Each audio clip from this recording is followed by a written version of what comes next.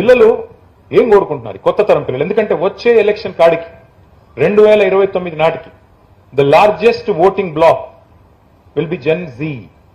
Largest voting block అంటే 50% పైగా ఓట్లు ఈ పిల్లలే అయిపోతా ఉన్నారు. దేశ తలరాత వారే నిర్ణయించబోతా ఉన్నారు. మనం పత్రిక నడిపే వాళ్ళుగా, పత్రికల్లో పనిచేసే వాళ్ళుగా, మీడియాలో ఉన్న వాళ్ళుగా, లేదా రాజకీయాల్లో ఉన్న వాళ్ళుగా మనం ఆలోచించాల్సింది ఏంటంటే ఈ పిల్లలు ఏం కోరుకుంటున్నారు, ఎట్లా చూస్తున్నారు, ఎక్కడ చూస్తున్నారు, వాళ్ళు ఎక్కడి నుంచి వార్తలు సమాచారం సేకరించుకుంటున్నారు అనేది కూడా నేను చెప్పాలి. ఇవాళ తరం పేపర్లు చదవట్లేదు. మీరు ఏమనుకున్నా, మీరు బాధపడ్డా, ఇబ్బంది పడ్డా, వాస్తవం. ఇన్ఫాక్ట్ నేను కూడా గత 2.5 సంవత్సరాలుగా పేపర్లు, టీవీలు చదవట్లేదు. మహేష్ గౌడ్ గారు ఒక మాట అన్నారు ఇందాక, మీరు లేదా ముఖ్యమంత్రి గారు కొన్ని సందర్భాల్లో భాష కొంత నియంత్రణలో ఉంటే బాగుంటుంది అన్నారు.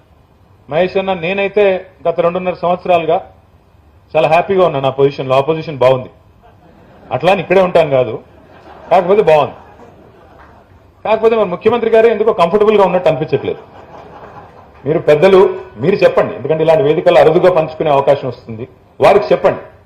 తమిళనాడులో ఒక సమావేశంలో నేను ముఖ్యమంత్రి గారు పాల్గొన్నప్పుడు ఎదురుగానే కూర్చున్నాను. ముఖ్యమంత్రి గారు మాట్లాడిన తర్వాత నాకు అవకాశం వస్తే మీరు కూడా ఉన్నారు పక్కనే.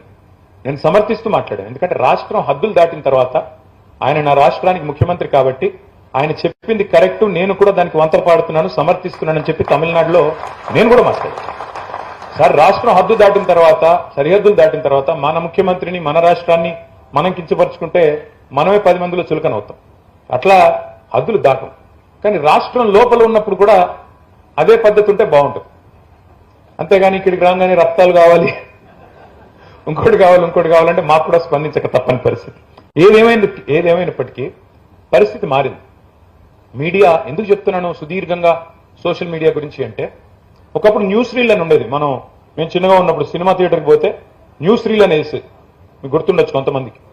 న్యూస్ రీల్ అంటే ప్రపంచవ్యాప్తంగా జరిగిన న్యూస్ అన్నింటినీ ఒక రీల్ రూపంలో ఎంటర్టైన్మెంట్ కంటే ముందు మీకు న్యూస్ కూడా చూపెడతామని చెప్పి న్యూస్ చూపెట్టేది. అది న్యూస్ రీల్ జమానా.